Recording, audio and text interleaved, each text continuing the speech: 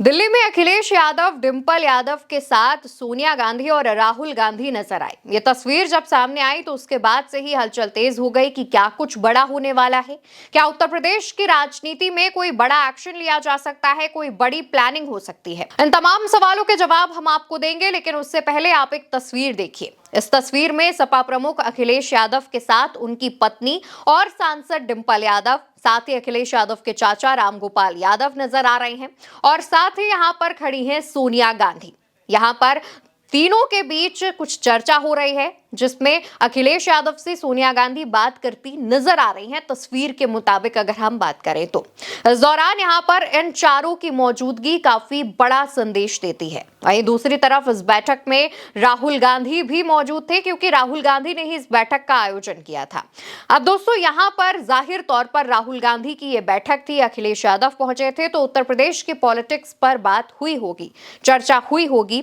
और जिस तरीके से लोकसभा चुनाव में अखिलेश यादव और राहुल गांधी की जोड़ी ने उत्तर प्रदेश में बीजेपी को काफी कम सीटें लाने पर मजबूर कर दिया और ज्यादा सीटों पर कब्जा कर लिया, तो ये बहुत बड़ा जो डेंट है वो भाजपा पर भी लगा था। और क्या अब इसी को दोहराने की जो कोशिशें हैं वो भी हो रही हैं, क्योंकि 2027 में यूपी में विधानसभा चुनाव होने हैं और उससे पहले अभी से ही सपा प्रमुख ने तैयारियां शुरू कर दी हैं।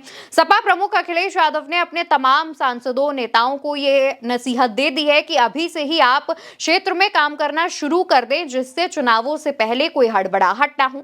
जनता के बीच अभी से ही जाकर के आप अपना जो जनसंपर्क है वो शुरू कर दें और तमाम जो तैयारियां हैं उसकी शुरुआत करने के निर्देश भी सपा प्रमुख ने दे दिए हैं। वहीं दूसरी तरफ उत्तर प्रदेश में विधानसभा चुनाव से पहले पंचायत चुनाव होंगे। इन पंचायत चुनाव का भी बहुत बड़ा महत्व है और इसको लेकर के समाजवादी पार्टी ने तैयारियां शुरू कर दी है। इस पर भी कहा जा रहा है कि कांग्रेस के साथ बात हुई है और इसको लेकर के तमाम जो विचार विमर्श हैं वो किए गए हैं।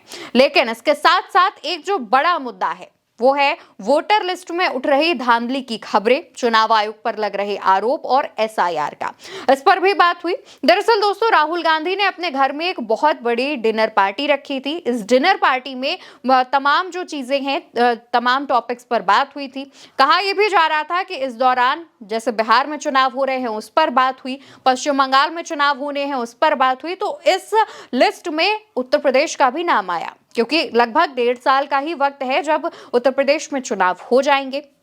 इसको लेकर के अभी से ही राहुल गांधी और अखिलेश यादव की ये जो जोड़ी है वो प्लानिंग कर रही है।